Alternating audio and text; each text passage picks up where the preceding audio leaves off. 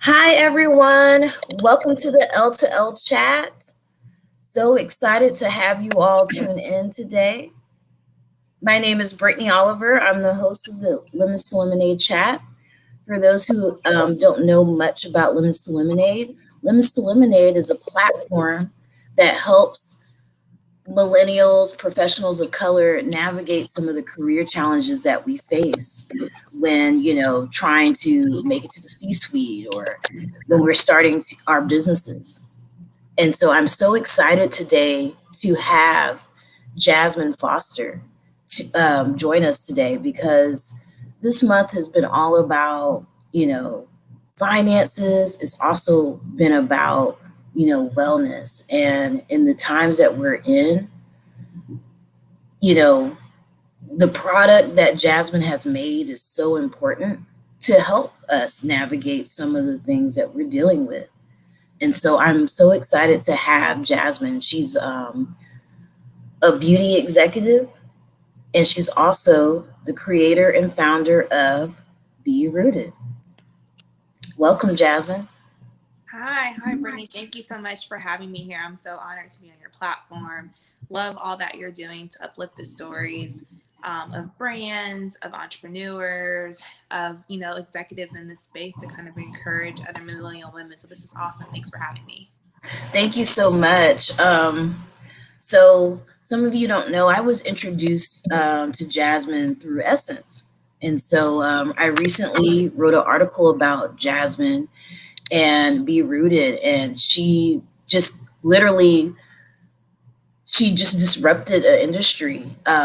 She's the first Black owned business within the stationery section of Target.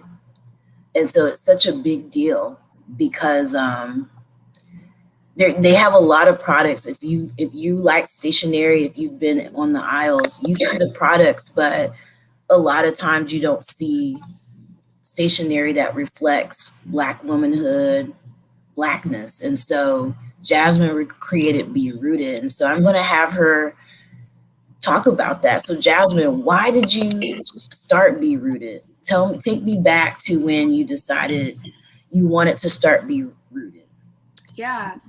I mean, I was always that young girl who the best part about starting a new school year was buying new school supplies, getting to decorate my locker.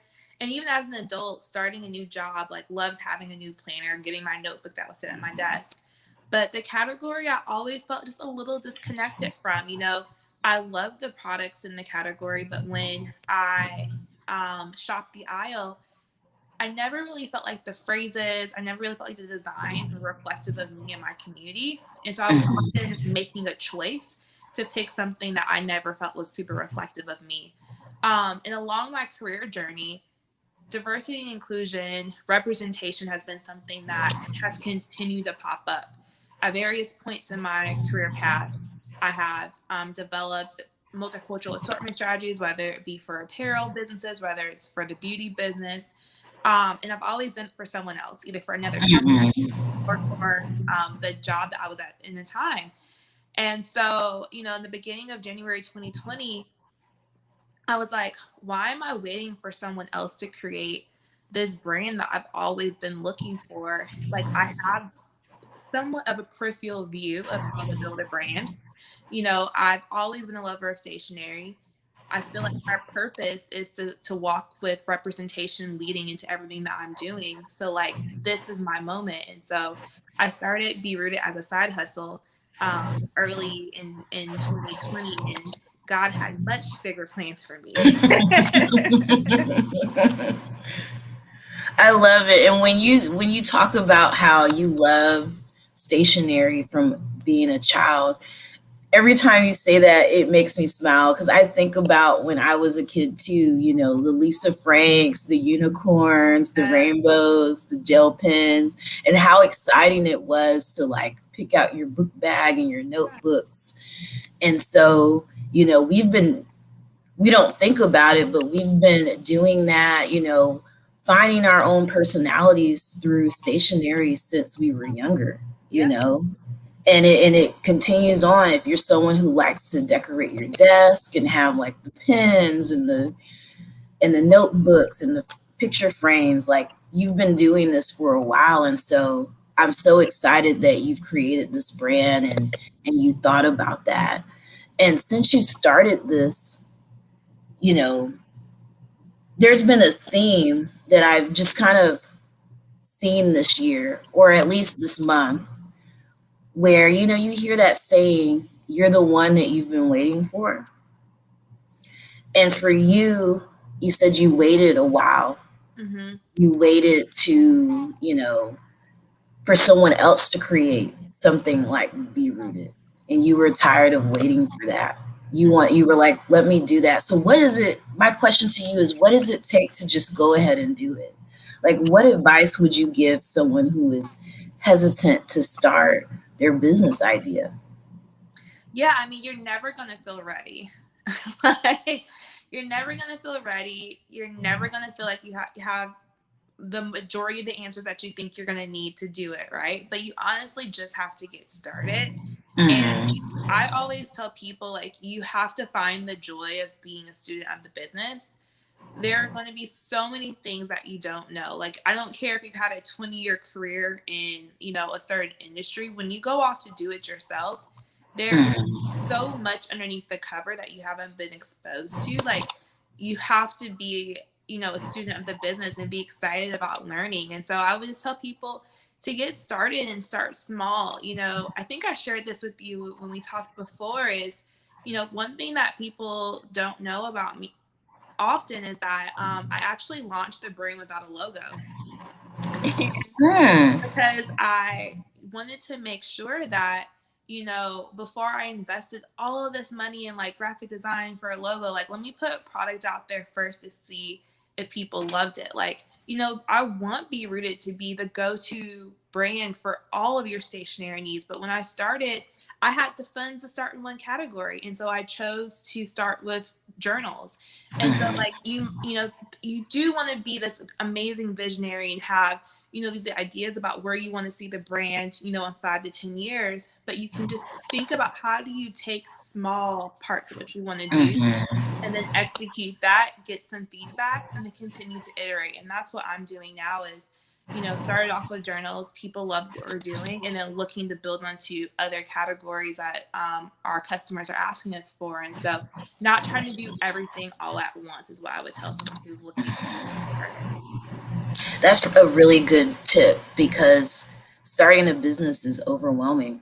So if you can just break down that vision and tackle one part of it first, Mm-hmm. and then move on to the next phase, yeah, it's a really great way to start, so that you're not overwhelmed, and that you can learn the business and Yeah. start to feel comfortable owning, being like an entrepreneur, owning that you have a business. Yeah. I love it. And so, you've been, journaling and using stationery products for a while. What has helped you? How has it helped you manifest some of your challenges? I mean, dreams, and overcome some of your challenges. Yeah. So I I'm not gonna say that I'm someone who, journals every single day. Like, I aspire to be able to do that. But I do use my notebook and my journal as, a key tool for me to, like, get all of my ideas, my thoughts, my visions, and my frustrations out on paper and see it more clearly. For Mhm, someone like me, I'm a Virgo, so we're overthinkers. We can spin on the idea or our thoughts like for forever. And so, but we're also action oriented. mhm, So I use journaling, note taking as a way to get all of the stuff that I'm spinning on out on paper. I find that having to write it out actually makes me pause and like actually think critically about it versus when your brain is just going, you can just continue to spin. And I think that by doing that, I'm able to also have more digestible goals and see the vision of where I want to be, now and going forward. And so for me, it's a super helpful tool just to get it mhm. out of my head. And then to Right. also like be more concrete about what I want to be and what I want to accomplish. I think sometimes if you leave your goals and your desires just swarming in your head and you don't actually write it down, it doesn't feel real. And so Yeah. by me putting pen to paper makes me want to actually actualize the things that I claim I'm going to do. And those are good tips. And what I love about journals and notebooks is that you can use them any way you want to use them. You know, you don't have to like have like a dear diary every day, right? You can just use it to make lists and to do lists and like you said, writing, just getting the stuff out of your head, just writing it down so that you can put action behind them or put a vision behind it. So with that said, you know, a lot of people during this time, a lot of people have been wanting to just start journaling, right? And they don't know how to begin. A lot of people are like, I'm not a writer. I don't, it's not natural for me. Like, how do I just get started?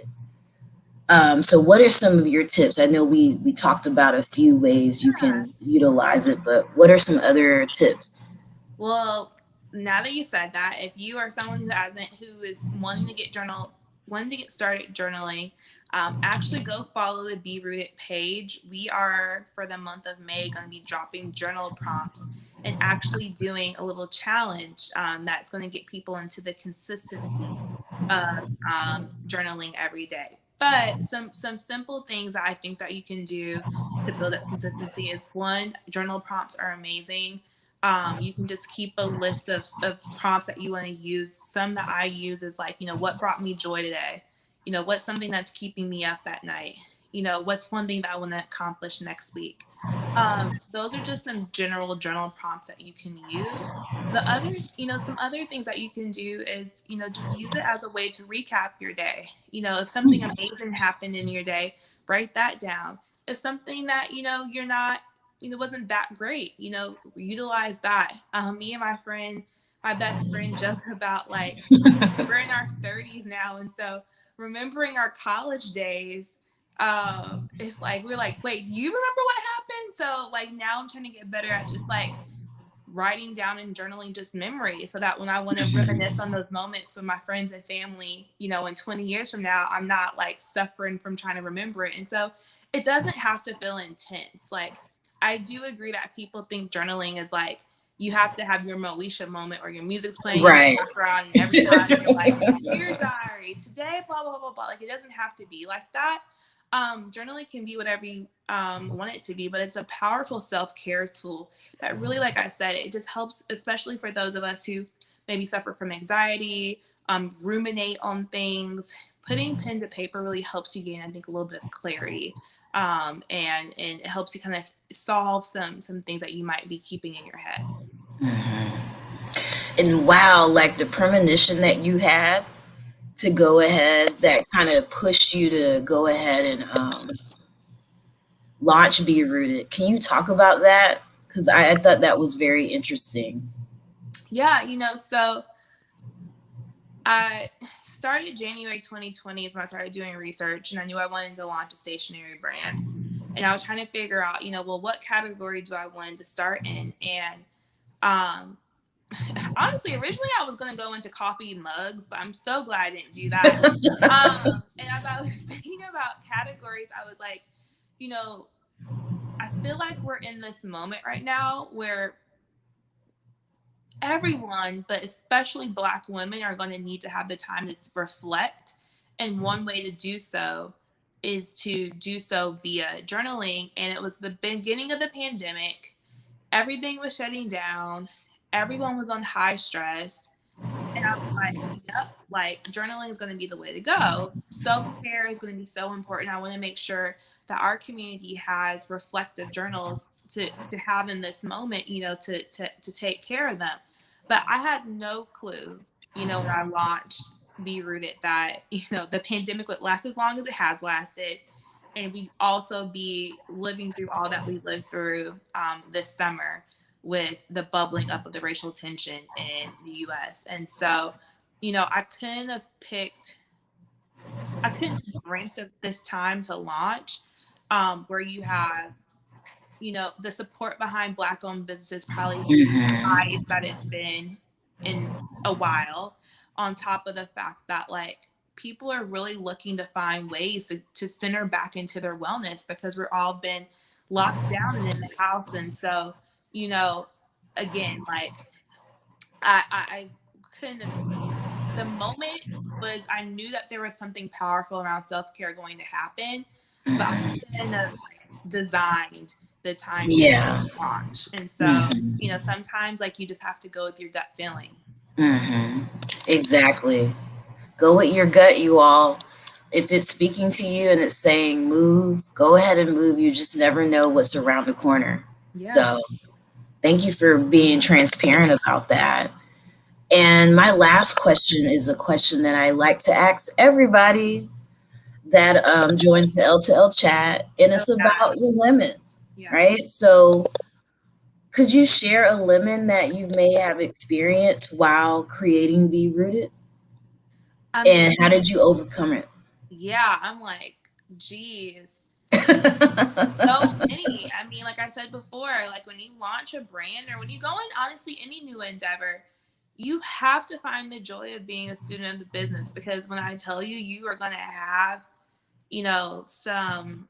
some days or some issues that come up that you're just like, geez, how do I work through this? But honestly, I can think of a lot, but one is that I'll share that I probably haven't shared super openly. I talked about it on Twitter a little bit. Is, I launched at Target, and Mhm. big monumentous time for me. This big monumentous time for the brand. Like I couldn't be on like a bigger high, right? Yeah. Um, and then literally, I had planned a vacation, my first vacation since the pandemic, just to go chill at a resort and just get some zen, some self care. First day I get there, I get an email, and it's from my domestic factory. So the factory that does my products for my website. Uh-huh. They say, due to just, some things going on, we're going to have to drop you as a client. So in the What? middle of this like huge moment I'm having for, my brand, Yeah. extremely, excited, celebrating about going on vacation just to like relax, I get this email that's like, we're no longer going to be able to supply your journals. And so luckily it wasn't my journals for um my Target account, but it was my journals for my website. And for other smaller wholesalers that carry our brand. And so here I am thinking that I'm about to use this time on vacation just to like chill out, and then like no, it's going to problem solve mode, right? And so I had to very quickly with some partners, find a new domestic factory, onboard them to the brand. I'm just getting back into a place where I'm able to ship out, like have new product flowing in for my website.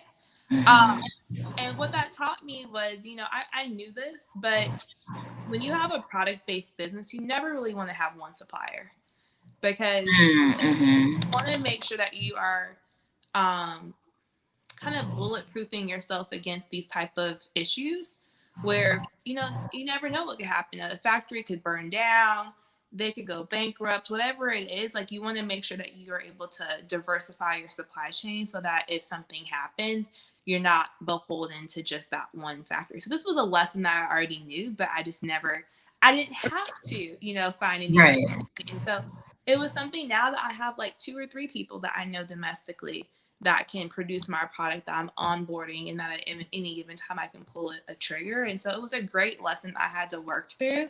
But it's one of those things where it's like, you're at this big moment in your life and you're like, quote Mhm. unquote, I made it. And then you're Yeah. slapped down and brought back to like, okay, and the work is still here to do. But I'm glad you were able to solve that problem. And it seems like that was an issue a lot of entrepreneurs face during this time, is through supply chain, just being able to have those suppliers, and suppliers having the bandwidth to produce. And so Yeah. people were I've heard a lot of stories of being dropped by suppliers or suppliers saying there's a major delay because we have to do bigger fulfillments. So, wow. But I'm so glad you worked it out and people can go to the website and get a Yes, journal. yes, yes, I yes. love it. So, Jasmine, thank you so much for sharing space with us today, being transparent about your journey, and giving us some really good tips on how to like get our journaling started. Thank you so much for having me. This has been awesome. I love having the chance to share my stories. I know when I was, trying to start my brand, I was listening to podcast after podcast of entrepreneurs, like trying to get tips and learn and just like absorb anything. So I hope that one small thing that I said can help somebody else who's looking to either, continue on in their entrepreneur journey or get started in their entrepreneur journey.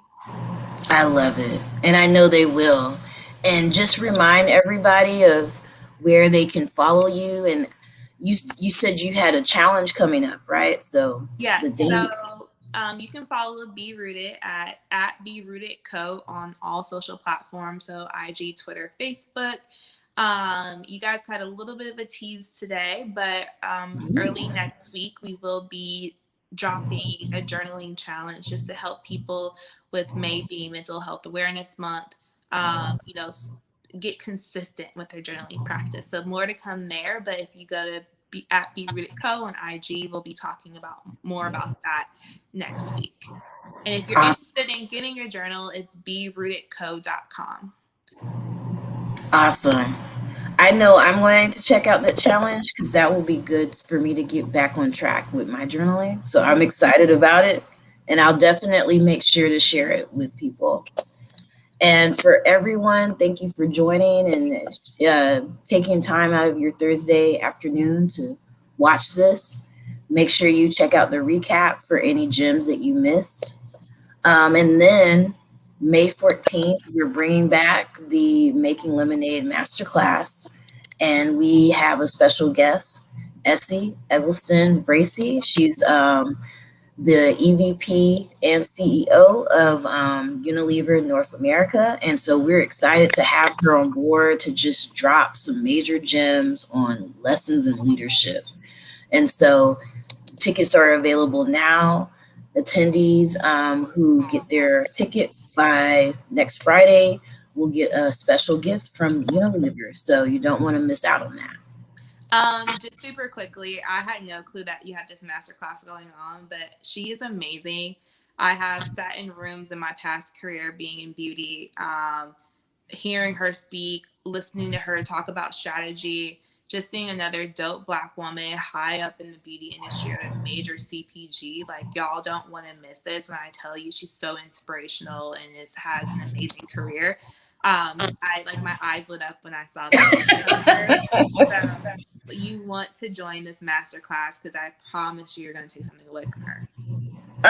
Thank you for the plug. And I'm so glad you've been able to hear her. It will be my first time interviewing her and sharing space with her. So I'm excited. Yeah, she's dope. Well, all right. Thank you so much, everyone. Have a great day. Bye, guys.